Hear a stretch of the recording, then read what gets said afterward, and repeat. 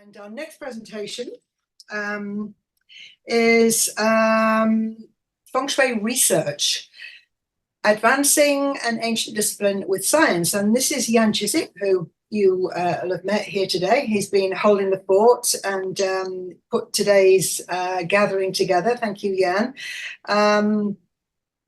He is going to talk about how Feng Shui as a subject is increasingly being explored through the lens of scientific research.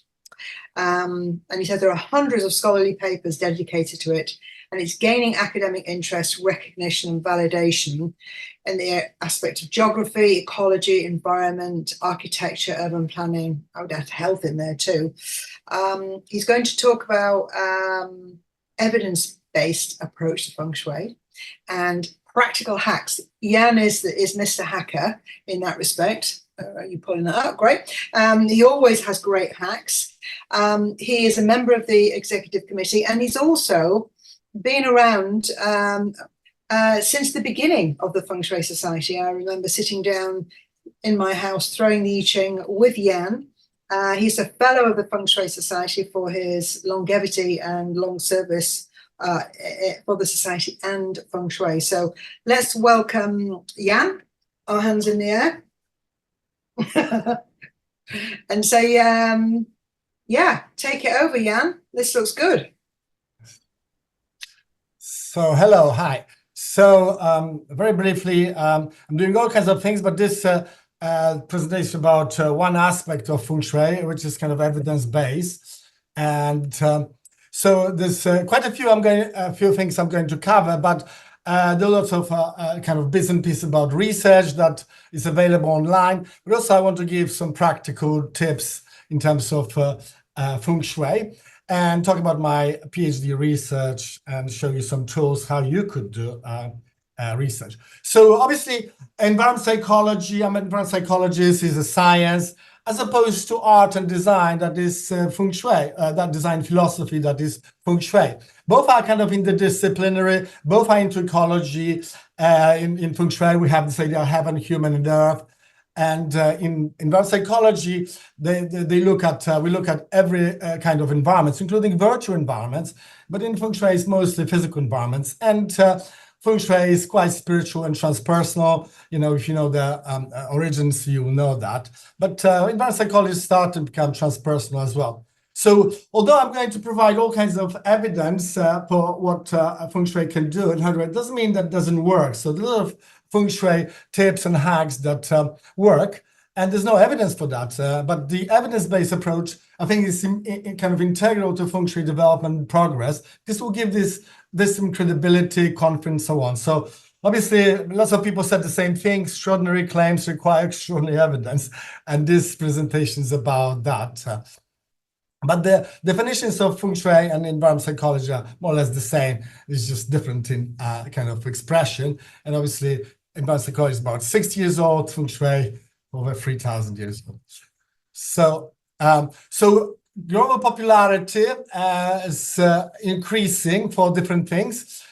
So when you Google environmental psychology, you go, lots of results, but you get more for Feng Shui.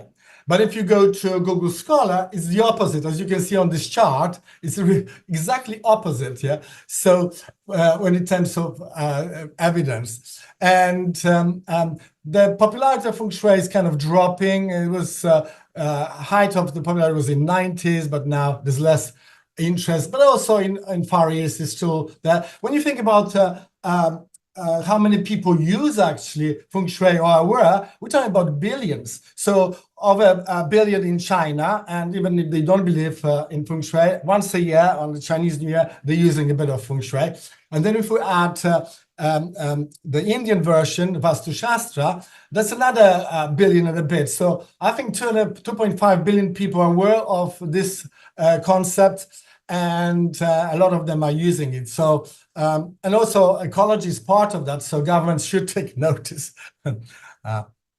So volume of the research, if you go to kind of online search engines for research, you see that if you type it just Feng Shui for article, abstract, and keywords, you get almost 400 documents. Yeah, but if you just type Feng Shui in the article title, you get about 169 documents. So there's not that much research as such to available. Yeah, but I'm going to talk about two meta studies which are interesting from my perspective. I have to go back. So one of the first books that kind of claim or position itself as scientific Feng Shui is by Michael Mack and Albert So, and that was published in 2011. And I blogged about it. I put all kinds of links in the chat, so you can go to my blog and read the review of that book. It's a very good book. I've got it here, actually. It's one of the top books on my list. You know, when I teach Feng Shui, I tell people buy that book first, yeah, because it's very good. It's very systematic, but it got the discipline Feng Shui into trouble because what's his name? Matthews, another Australian academic, wrote a critique of that book, and it's called Feng Shui Teaching About Science and Pseudoscience. And it's a very good critique. It's all valid. If Michael Mack didn't position itself as science, like art and Feng Shui, there wouldn't be this book. So I'm very grateful that actually he made this kind of mistake, because then we have a lot of critique of this discipline. And without any critique, it's very difficult to progress any disciplines. So that's the second most important book if you're a Feng Shui practitioner. It's a bit expensive, but definitely worth buying, because you see all kinds of things that are problematic with Feng Shui, especially with the claims. So my critique of this book is that he talks Feng Shui is a kind of pseudoscience. Now, if it's philosophy and art, it can be called pseudoscience because actually it is not pseudoscience. There's no consensus that Feng Shui is science. A few people use that word kind of flippantly, if you like, but it's not valid. You know, you can't really say that Feng Shui is science. There needs to be a lot of more research for Feng Shui to become science. So, two meta studies, one from 2023, 121, very useful, free online, you can access them. And the first study look at, it's kind of more solid one, empirical and quantitative studies in Feng Shui, systematic review. And basically the results was that Feng Shui is not fully science, definitely not. And it's not superstition. So they look at different things, and that's how they establish that claim. And they look at 36 kind of empirical and quantitative studies in Feng Shui. The other study is more kind of narrative review. So not that useful, but still useful because you got some data, how this was compiled. And the key takeaway from that study, second study, is that the concept of qi or qi remains very poorly studied in scientific research. We still don't know, after 3,000 years or more, we still don't know what it is. Some people claim they know what it is. Not true, because if it was true, they would put the theory into practice. Somebody would critique that, and then if it's not discredited, then you have a solid theory. But most of the things that people say about qi is just opinion. And there's a good paper, The Problem with Qi, Vitalism, Science and Solve Traditional Trend, and that explores that idea. Yeah. So as I said earlier, it needs to if Feng Shui.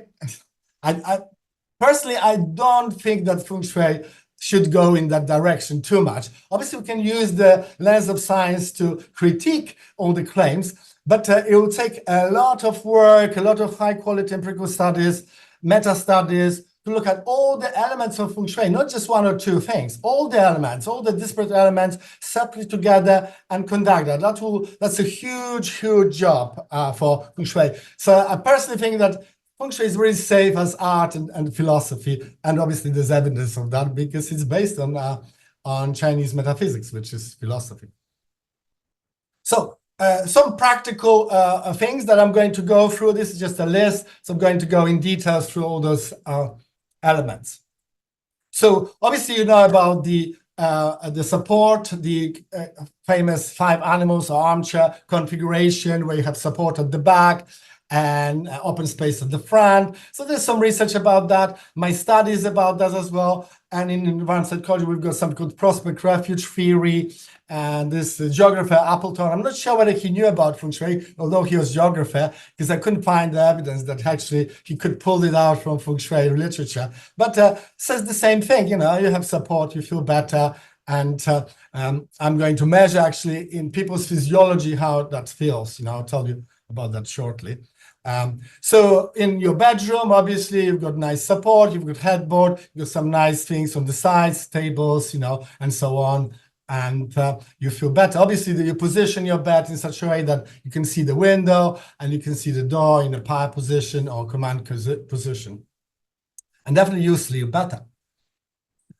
So loads of claims about sleep and tons and tons of sleep. So if you start with Feng Shui, if you knew, start with your bedroom, and definitely you get good results by optimizing your bedroom, doing all kinds of things, you know, that are available online and through different courses.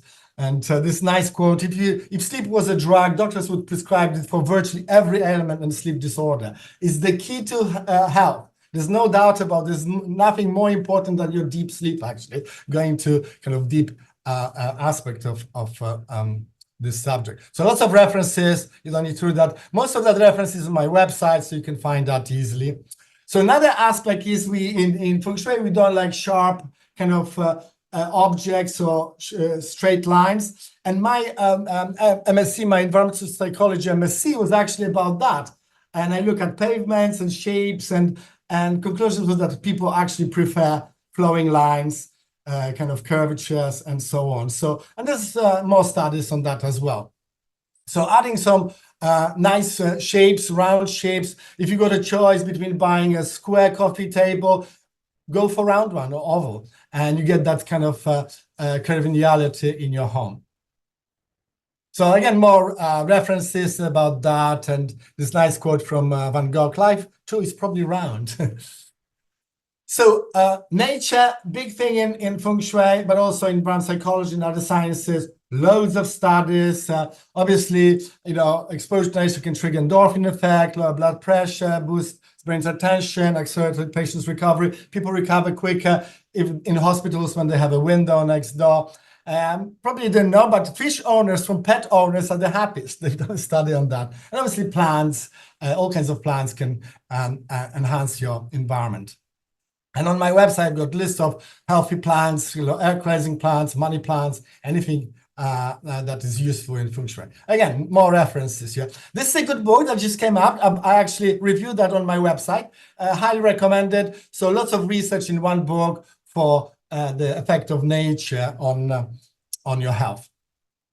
But yeah, definitely, you know, one kind of key aspect is, you know, if you buy a new home, get you like Jackie love the tree. Very good idea. It might block the energy flow in some ways from one perspective or the other, but that nature actually will enhance the place. Obviously, if it's too close to the building, it might damage the foundation, so you have to be careful. But if you don't have that sort of nature around your part, wallpaper, very inexpensive on Amazon, other websites. You can just go and fill that space, one wall. Gina's got one of those kind of wallpaper pictures, and it looks amazing. Yeah, obviously, you can have woods or expansive space, whatever you like. Now, Feng Shui, wind, water. Chinese knew something about what's going to happen now, because one of the top pollutions are air quality and water quality. So air pollution, water pollution, top big problems on this planet. I don't want to kind of be too gloom and doom, but you know, a lot of people die actually as a result of poor air quality. So get you know, some air cleansing plants, maybe ionizers, maybe kind of you know, purifiers and so on. And if you've got, you know, air condition, check if it's working and so on. And obviously, you know, if you have a chance of buying a house, don't buy it near a busy road. The same for water quality. Lots of research on that. In this case, from the US, 267 contaminants were detected, and they can affect your health in big ways. Yeah. So big, simple tip is to get a water filter, not just for drinking water, but whole house water filter, because you might absorb a lot of these contaminants through your skin when you're showering.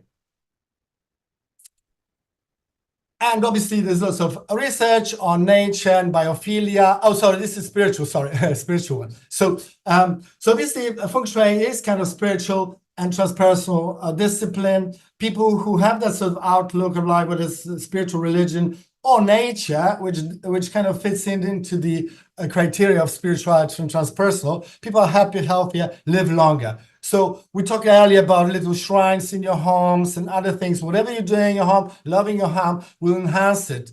And it's definitely a useful thing to do that. And there's more studies, and my research is about that as well.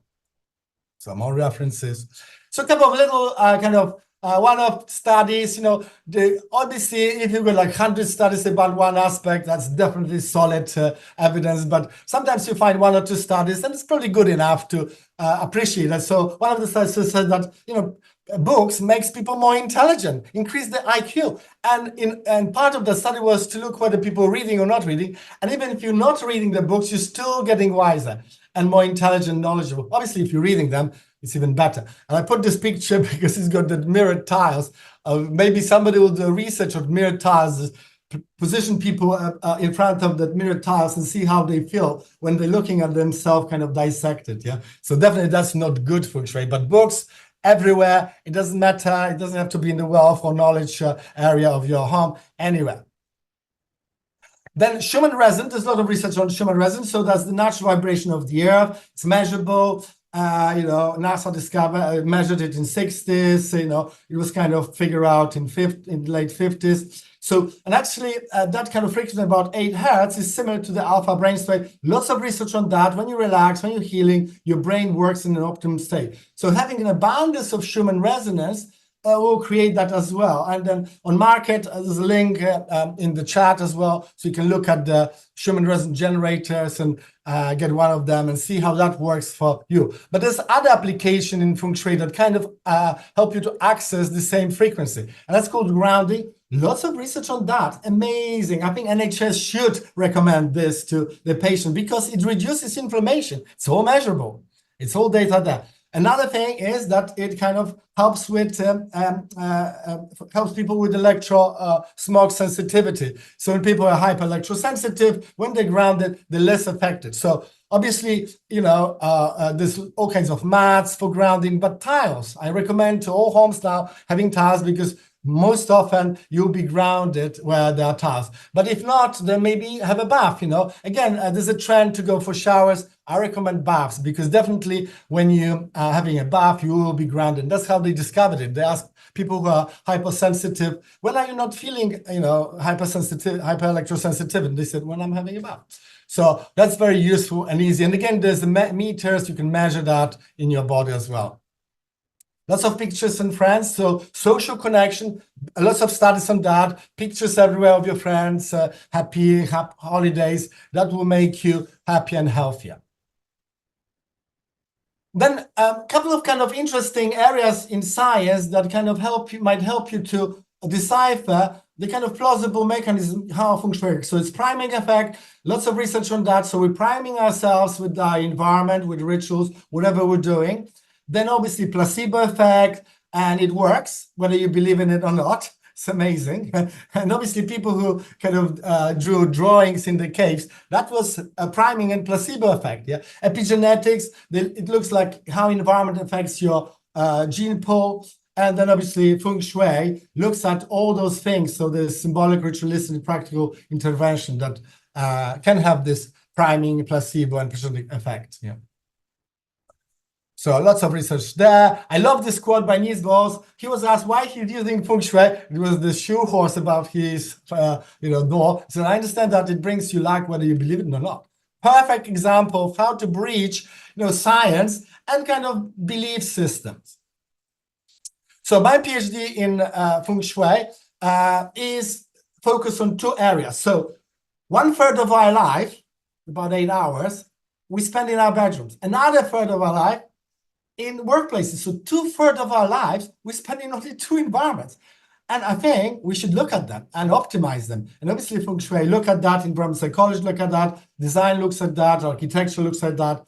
So the title of my PhD thesis is Feng Shui Application in Bedroom and Workplace Designs, a scientific study of personal and transpersonal preferences. So I'm looking at personal preferences and transpersonal preferences. And you can take part in that. It's not published. I just finished a pilot study. So you go to that website, you can register, I'll get your email, but it's all anonymous.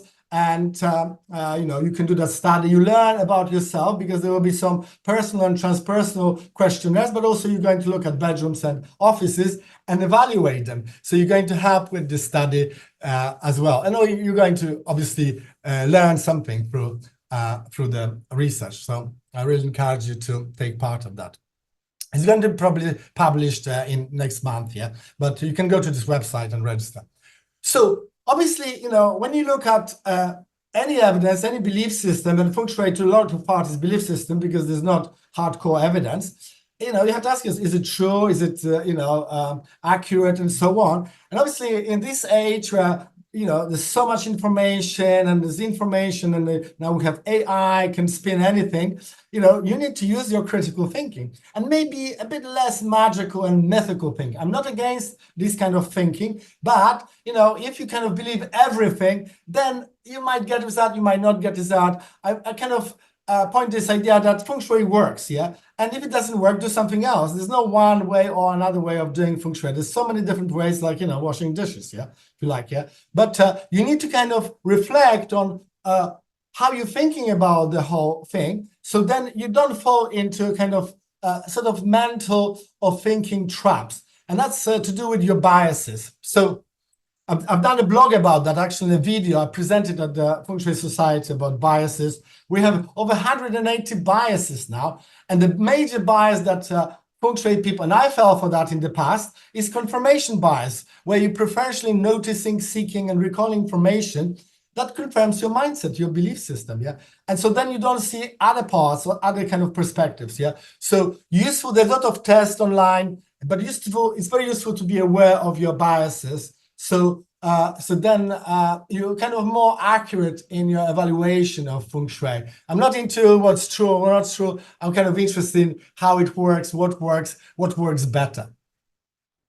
So there are a lot of online tools for your work. So Google Scholar is first step. It's free. And, set up your account and have alert for Feng Shui. And, in real time or once every week, you get a list of latest research on Feng Shui. Very useful. You don't have to think too much about it. I've been doing this for years, and that's why I know this. I've got all the research that's been published. Yeah, when it's published, I see it immediately. I download the paper and I read it usually. Perplexity is the AI search engine. I haven't used Google for 2 years. Sometimes I use it for flights and stuff like that. But Perplexity is a good starting. You put that, it gives you all the links and so on, so you can discuss certain things. Free again, paid version slightly better.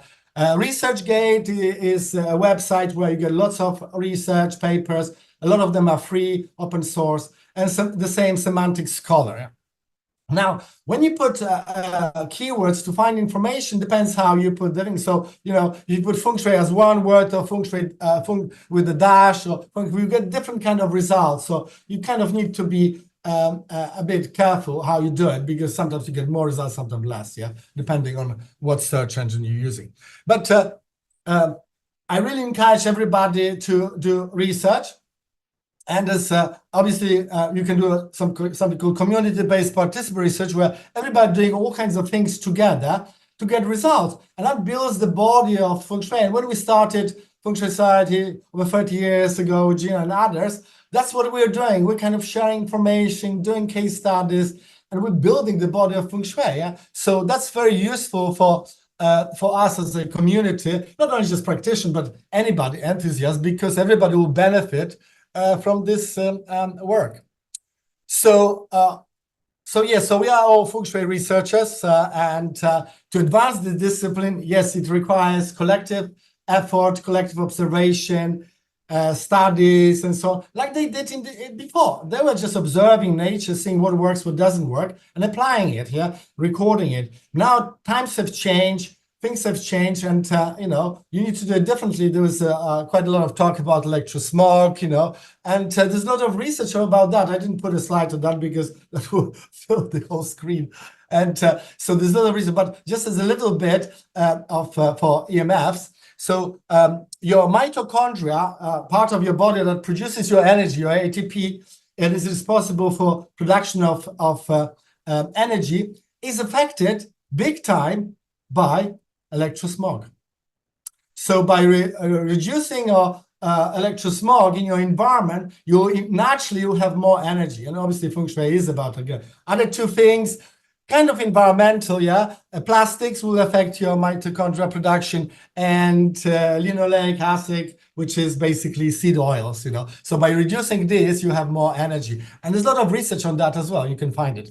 So check things, think critically, become aware of your biases, use all those online tours, get involved with the Feng Shui Society. We have actually a page for the research. You can send us an email if you want to be part of that.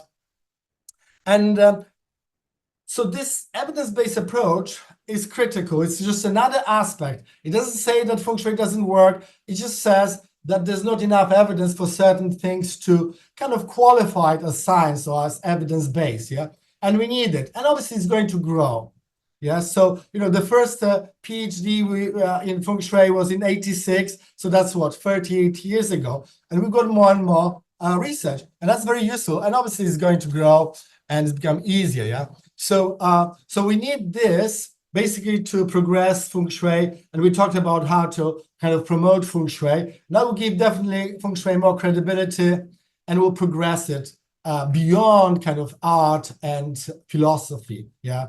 But so that's very encouraging. And I'll finish with a quote. So this is from this film, The Other Woman. If you haven't seen it, this lady is a bit upset about something, and she employed a Feng Shui consultant.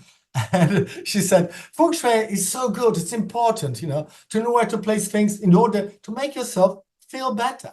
And that's the art of Feng Shui, because art is about emotions, you know. The function of art is create affects, yeah. The function of philosophy is to create concepts, and the function of science is to create, to produce evidence, yeah. So, so I'll finish on that nice note. And yes, you find me on my website, and I've put the links in the chat. Any questions? Yeah, where do we start? Great film, that one. Yeah, I have to endorse that. I'm going to add a spotlight. And tour de force, Jan. I think you've given people food for thought. Something else. Absolutely. There's a lot there. You worked hard, and good luck with the rest of your PhD. Thank you.